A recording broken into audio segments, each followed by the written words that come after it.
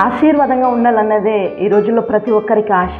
అయితే దేవుడు ఒక వ్యక్తిని లేక ఒక కుటుంబాన్ని ఆశీర్వదించడానికి ముందు వారికి సమాధానం కలుగజేసి వారిని ఆశీర్వదించేటటువంటి దేవుడై ఉన్నాడు. మరి కీర్తనల గ్రంథము 29వ అధ్యాయము 11వ వాక్యంలో చూసుకున్నట్లయితే, యెహోవా తన ప్రజలకు సమాధానము కలుగజేసి వారిని ఆశీర్వదించును. మరి ఎవరికి దేవుడు సమాధానాన్ని కలుగజేస్తారంటే, దేవునికి ఇష్టమైనటువంటి బిడ్డలకి, దేవునితో సహవాసము కలిగినటువంటి బిడ్డలకి దేవుడు సమాధానం అనుగ్రహించేటటువంటి దేవుడై ఉన్నాడు. ఈ లోకంలో మనం మనుషులతో సహవాసం చేసినప్పుడు మనకి మిగిలేది ఏంటంటే కన్నీరు, వేదన, మరి నిరాశ, మోసాలు, సమస్యలు, ఇది మాత్రమే మనకి మిగులుతాయి.